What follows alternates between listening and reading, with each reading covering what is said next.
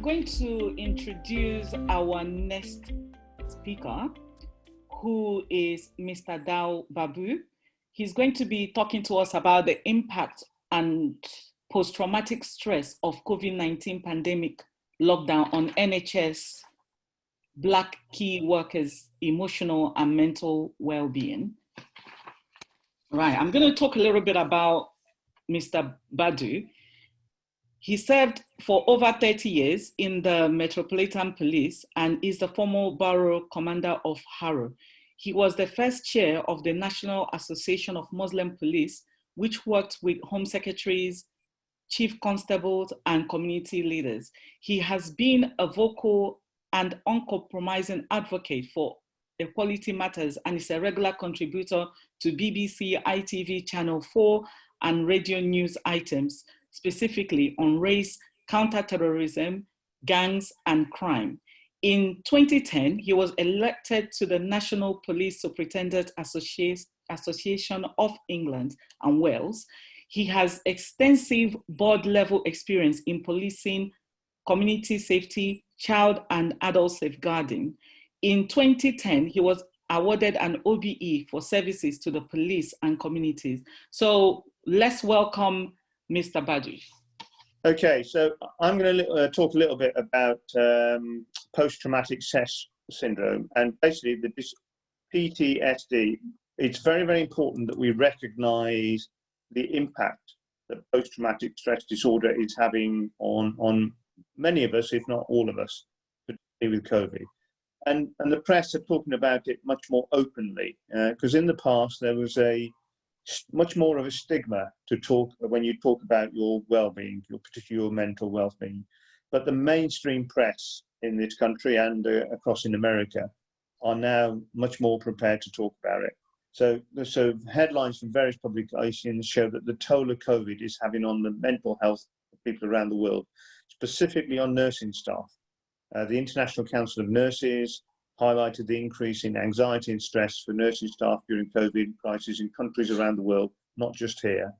And I think we really need to understand the huge sacrifice that nurses are making in terms of working within the NHS. And we have this highlighted in mainstream newspapers, some sort of newspapers very right of the political spectrum. So the Telegraph talked about health experts warn of a COVID-19 mental health crisis. The World Health Organization is talking about the need for substantial investment to avert mental health crisis. Coronavirus pandemic is pushing America into a mental health crisis. That's from Washington Post. And even in The Guardian, they're talking about it much more. And The Guardian have been very, very good, but they're talking about it much more. So it is a real issue. It is not something that we think maybe, it's really happening. And those of you that saw the news yesterday will see a big focus on people who had COVID, thought they had a very, very mild impact of COVID, but are now really, really struggling very, very hard to cope with COVID. And I think one thing that really struck me when I was researching this was how when people are embarrassed about post-traumatic stress disorder, we need to be very, very open. And it's interesting in Deuteronomy chapter 20 in the Bible, it talks about post-traumatic stress disorder, but doesn't necessarily call it that. It says, when thou goest to battle against thine enemies, and seest horses and chariots, and people more than thou, the officers shall say, what man is there that is fearful and faint-hearted? Let him go and return to his house, lest his brethren heart faints as well as his own. And for me, I think that was a real recognition in the Bible at an early stage of how post-traumatic stress helps, is helpful to recognize it and have an understanding of it. And in our modern world, it is and I'm talking about the sort of the Western world here, very much here. But if you look at the Industrial Revolution, it gave rise to civilian humans, made disasters such as railway accidents, and physicians were puzzled by psychological symptoms displayed by survivors with disputes. between those who believe in organic and emotional causes, the battles of World War One, where people were suffering from shell shock, as they called it there. So, and the brutal nature of war, where if you were suffering from post-traumatic stress disorder, although they didn't recognise it at the time, then you were taken out and shot for being a deserter. So brutal. And I think the Vietnam War is particularly interesting, given the number of people of colour that were conscripted and made to go out and fight in the war. And the average age of recruits who went out to Vietnam was 19. When I say recruits, these were people who were conscripted who were there. So it's really, really important to recognise that COVID clearly has a physical impact, but to also recognise the impact it has psychologically on people. So this may be sort of issues that we've seen. Yesterday was very interesting, where a number of people who were very, very keen to talk about their experiences where they'd had some very minor impacts, sometimes a couple of days, and they thought that was okay. And then months later, many 5-6 months later, they were still struggling with the psychological and the physical impact. And we've heard from their speakers before talking about the impact this has on people's lives. But COVID has a psychological impact. People will not be able to work, people on 0-hour contract, people who have limited savings. I was really struck by statistics I heard earlier this year that says that the average person has less than £100 in savings, disposable income. And when we hear about how many people we are working with in our communities, within the minority communities, black minority ethnic communities, we will see that more and more people are disproportionately impacted by COVID. We're also recognising how with a high number of nursing staff from minority backgrounds, they will be seeing the impacts of COVID. They will be worried about the impacts of taking the virus back home. Many of us from our communities live in multi-generational communities. So young people, young hospital staff will go from the ward. They will go from that ward. And remember, many of us from minority backgrounds work in some of the most deprived parts of the NHS. We will then go from there to multi-generational homes. So there's concerns about passing the virus on to parents and grandparents, and all of that causes huge amounts of stress. And let's not forget the huge sacrifices people from our communities have made in keeping care homes where there's been a huge impact of COVID. And so people would often live within the grounds of the hospital, or they would not see their loved ones for fear of passing on the virus to their loved one. So what are the symptoms of post-traumatic stress disorder? The re-experiencing the trauma. A person may have nightmares or experiences or flashbacks. So these may be sort of mini flashbacks. They may be more substantial.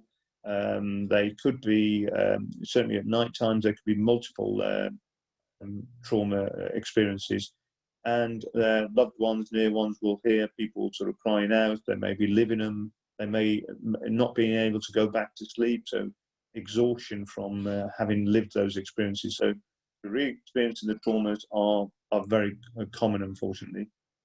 People will want to avoid certain situations, and there may be no logic into why people want to do that, but that's part of the symptoms of PTSD. So it may well be that people who have been involved in a particular situation involving a vehicle may want to avoid going into a car, and that there may be no logic for some people in that happening, but if you have that PTSD, then you will be.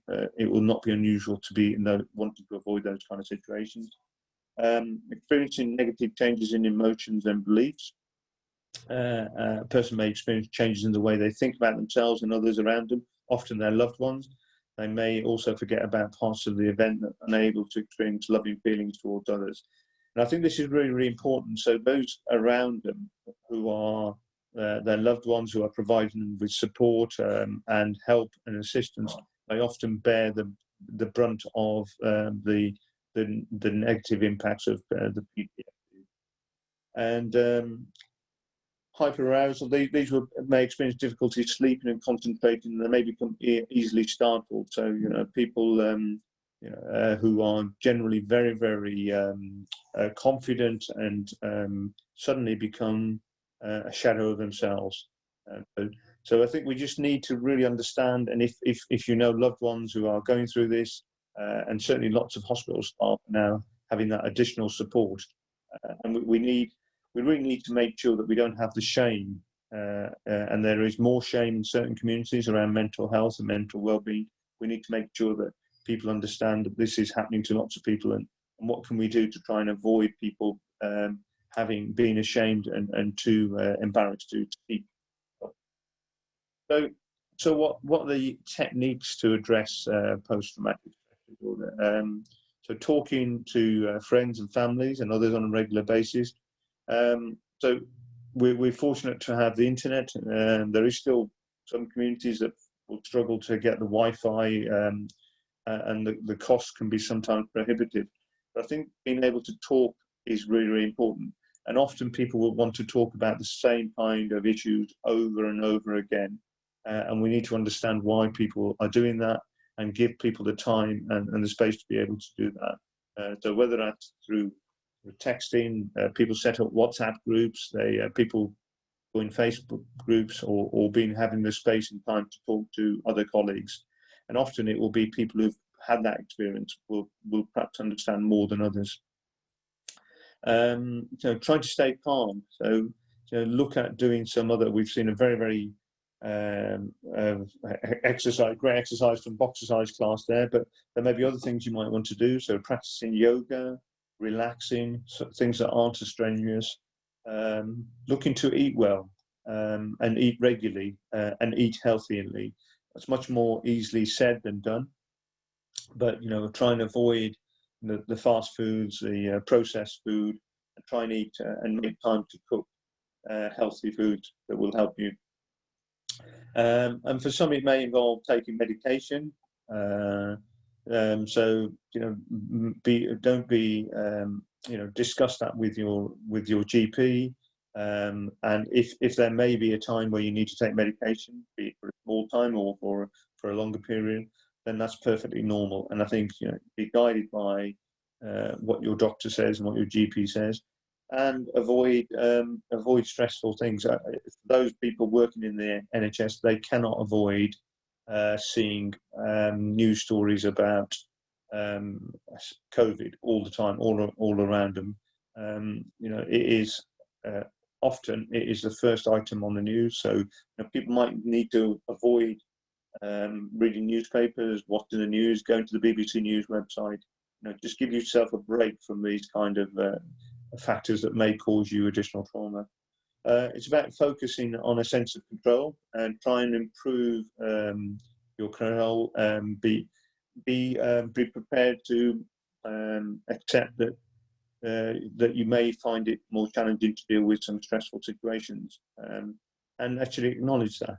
So you may have been very, very robust if you're working in a ward where people have got behaviour and stepping in and dealing with that.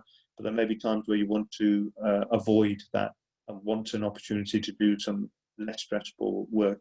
And it's important to raise those issues with your manager and see how you can be given a break from the really, really stressful situation. And I think finally, just to remain hopeful.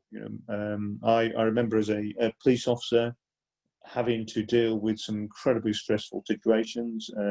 As a young 20-year-old, seeing dead bodies on a regular basis, seeing people in horrific accidents, seeing terrible situations.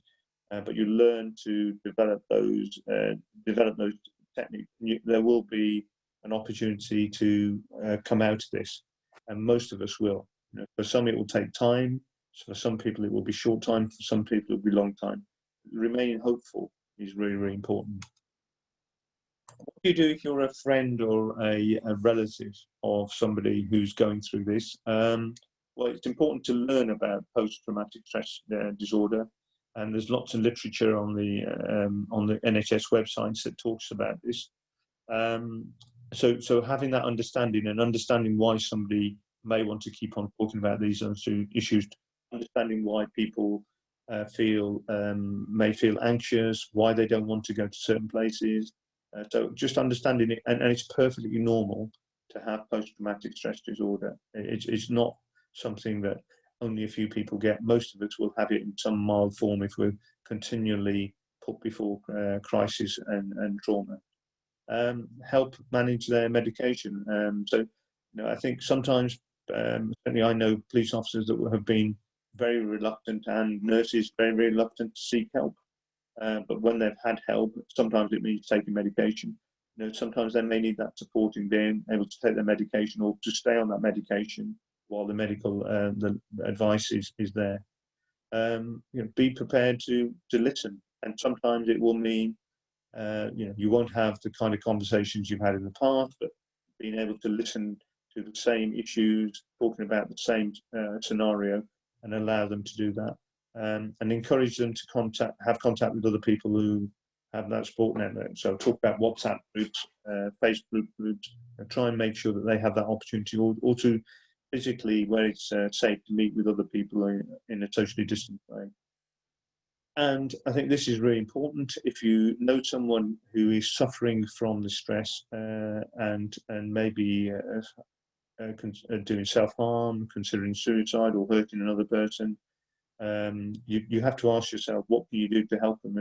And don't be frightened of calling 999 to get help and support, the ambulance or the police service, just to help. I mean, that is at the extreme end, but always remember that that's something for you to consider. Sort of tips for caring. Looking after somebody with PTSD can be stressful, so it's also important to look after yourself. So, what can you do? Because if you fall over, if you then suffer a breakdown yourself, then the person you're helping to support will not have the support that they need. So if you're looking after someone, you should make time for yourself. Not feel guilty. It's normal to feel helpless, because if you're living with somebody 24/7 and having to deal with the challenges that they have, and it may well be that some people sometimes take sick leave, so they may be with you longer than they ordinarily would. And I think we've all seen the challenge of being in sort of lockdown situation. Take care of your own mental health. So make sure you understand what helps you and what you need to do. Do you need to go for a walk? Do you need to have time out? Do you need to watch a movie? Do you need to de-stress? Do you need to go and spend time with somebody else? Think about all of those things, because your well-being is absolutely crucial when you're looking after somebody. Your physical health is really important. I think the danger is that we avoid that basic physical exercise, and I think particularly with lockdown, and we may well be heading into another version of lockdown very shortly. Sometimes the simple things of sort of going to work, traveling to work, all of that is little bits of exercise. We don't do that in a lockdown situation. And again, just re-emphasizing sort of eating a healthy diet and making sure that you're doing that on a regular basis, and take time to cook. I've certainly found during lockdown, the things that I've done in the past, and probably little time, but I've actually had time much more for cooking. And I think just to end with, COVID looks like it's been here for a long time. We've had the lockdown situation since March in this country. There's suggestions that it's going to be with us for maybe a year, maybe longer. Lots of talk about a vaccine. There is no vaccine at the moment, and even if they get a vaccine, it takes time to give that to everybody. BAME staff are considerably more at risk of contracting the disease than other health staff. 11 of the first people who died within the NHS were from BAME background. And there's a whole, if you look at the statistics, over 60% of the staff that died in the NHS were from minority backgrounds. So we need to look at the data and look at the facts. So as we head into a second wave, we need to understand what the challenges are, and we need to ensure that we learn from what happened in the first wave.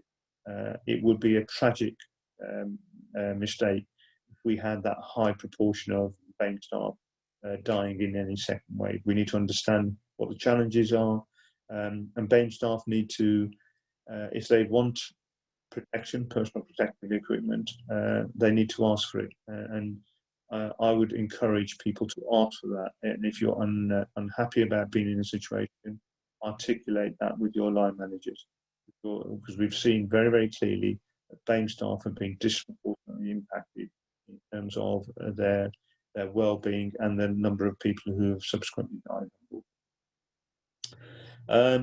So in some ways, it's as we head into towards another COVID. Those of you watching the news today will see that Scotland is talking about a full lockdown for 2 weeks during its school holidays.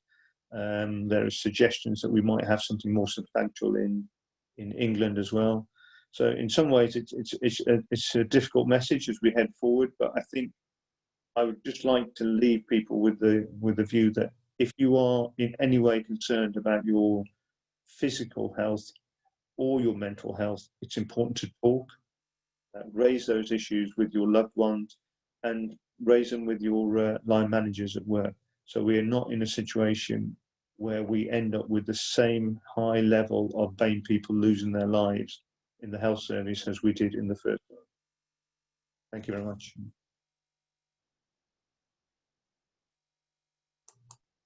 Right. Thank you so much, Mr. Babu, for that very informative. Right. I don't know why you're still pinned, but thank you very much. We really appreciate that. Our next speaker, admin, can you help me? I don't know what's happened. He's still pinned. That's okay. He's not pinned. He's gone. Yeah. Oh, okay. Okay, fantastic. Let's take some questions for Mr. Babu. While we wait for either Joel or Stefan to come back to us. I'm just cutting through to see if people have asked questions, but I'm going to throw one to him and maybe kickstart.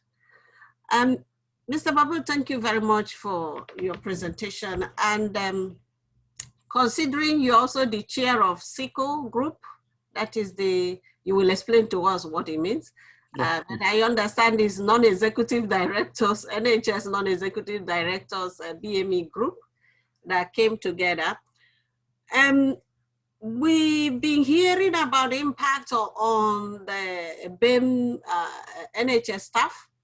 However, I haven't seen through my local team, that's NHS team or community or the council, any support that has been made available for this community that it has been impacted on. I work with a number of women across UK and Europe. A majority of them are in the healthcare system. And we know that even the agency staff comes mostly from BME group. So we talk about the impact it's having on their life, but there is no support system for them and their families. Can you tell us what is your view on that, please? Okay, well, first of all, thank you very much for all the kind comments, and I'm looking forward to seeing presentations, and I think you have a copy of my presentation, so that would be really, really helpful. It's been very, very enlightening. So the CPOL group is a new group of Black and Asian minority ethnic and board members. So each hospital or each mental health trust or clinical commissioning group has a board, and that board is made up of people from who've got experience in a whole range of different areas. So what's very, very troubling is at the moment only 7% of the boards are at this at the most senior level are from minority backgrounds, from Black, Asian minority backgrounds. And if you look at the high proportion of nurses, particularly doctors from minority backgrounds, it's a very low figure, incredibly low figure. So we've set this group up to try and ensure that we have a voice, and we have over 80 members, which is the vast majority of the non-executive directors from minority backgrounds across England. So we have members up and down the country. And what we're doing is to try and share information and provide support for each other. And also, it can be a very, very lonely place when you're the only person of colour on a board, and you are raising the same issues that this conference is talked about. And we have to be brave. We have to ask the question, if you look at the disproportionate impact of BAME staff, of Black and Asian minority ethnic staff within the NHS in terms of COVID, the first 11 people who died were people of colour. So we have to look at the facts. We have to challenge the NHS. And I have had to challenge in the police. In the police, I could count on one hand when I joined Tottenham the number of people that did not use the N-word or the P-word. It was a horrifically racist organisation in the 1980s. And we've made a lot of progress. But it's interesting, when I was having this discussion with a doctor, he became a doctor in the early 80s. He says, you know what? The N-word was very common in the NHS in the early 80s. So I think we just need to acknowledge the level of discrimination that we face. And actually, we're in a moment now where we can work together and we can challenge. And so challenge is really, really important. And I always say to people around challenge is, stick to the metrics, stick to the facts.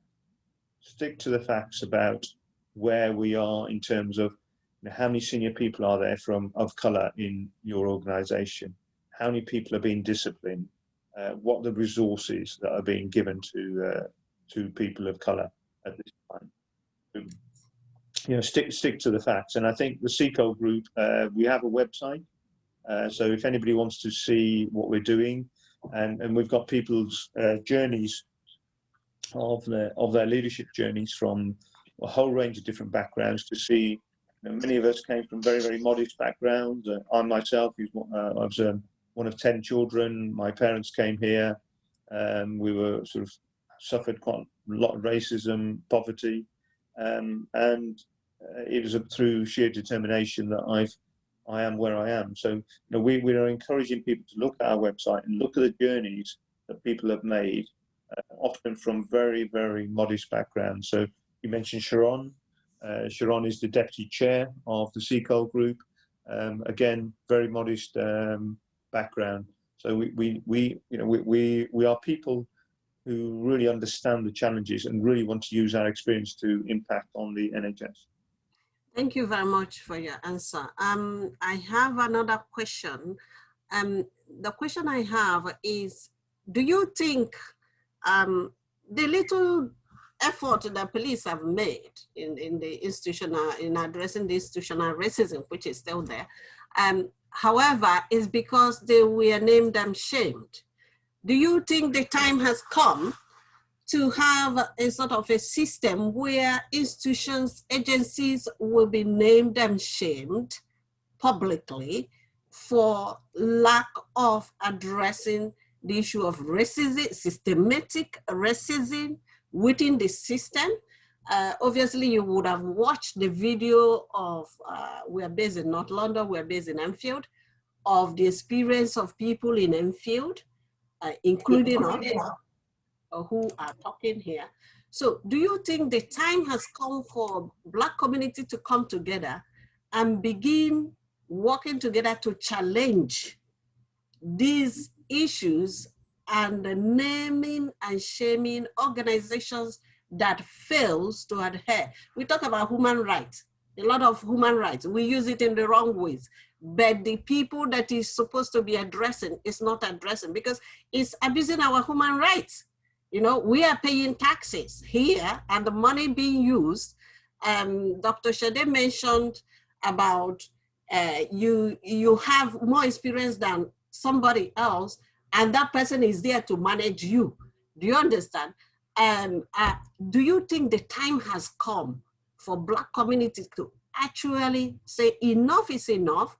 It is time we begin to address this issue and working with NEDs like you. I was once an NED in North Middlesex Hospital, so I understand what you are talking about, being a single Black person there.